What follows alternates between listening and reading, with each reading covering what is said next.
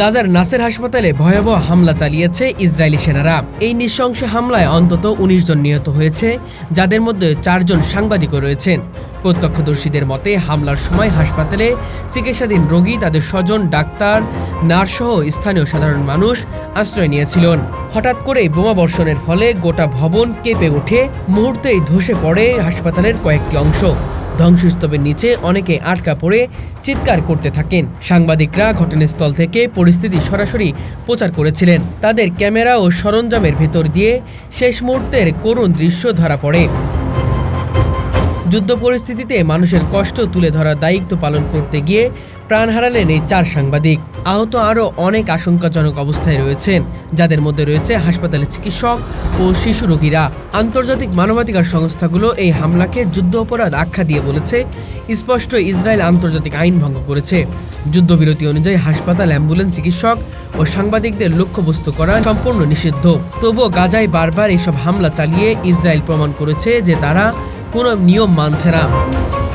গত কয়েক সপ্তাহে গাজার হাসপাতালগুলোতে বারবার হামলা চালানো হয়েছে, যার ফলে স্বাস্থ্য ব্যবস্থা প্রায় ভেঙে পড়েছে। আহত রোগীদের চিকিৎসা নেওয়ার মতো ঔষধ, বিদ্যুৎ ও সরঞ্জাম নেই। তার উপর হাসপাতালগুলোতে আশ্রয় নেওয়া হাজার হাজার মানুষও নিয়মিত জীবন নিয়ে শঙ্কিত। সাংবাদিক হত্যার ঘটনাটি বিশ্বব্যাপী তীব্র প্রতিক্রিয়া সৃষ্টি হয়েছে।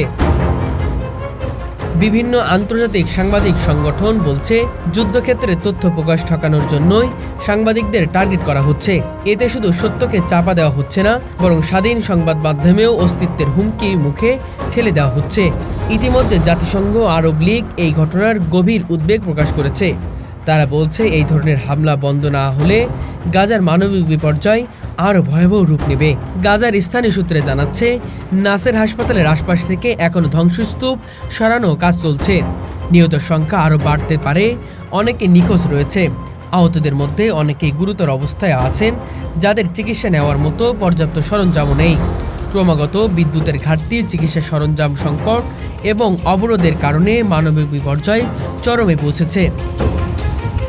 এদিকে হামলার পর বেঁচে যাওয়া সাংবাদিকদের অনেকে জানিয়েছে, তারা এখনও জীবনের ঝুঁকি নিয়ে সংবাদ পরিবেশন করছেন, কারণ বিশ্বকে সত্য জানানোই তাদের একমাত্র দায়িত্ব। জাতিসংঘের তথ্য মতে চলমান সংঘাতের প্রায় 65% হাসপাতাল আংশিক ও সম্পূর্ণ অচল হয়ে পড়েছে। 2023 সালের অক্টোবর থেকে চলতি হামলায় গাজার প্রায় 48,000 মানুষ নিহত হয়েছে, যার মধ্যে উল্লেখযোগ্য অংশ নারী ও শিশু। প্যালেস্টাইনি জার্নালিস্ট সিন্ডিকেট জানিয়েছে, সংঘাত শুরু হওয়ার পর থেকে এই পর্যন্ত 160 জনের বেশি সাংবাদিক নিহত হয়েছে, যা দ্বিতীয় বিশ্বযুদ্ধের পর যে কোনো যুদ্ধক্ষেত্রে সাংবাদিক হত্যার সবচেয়ে বড় উদাহরণ।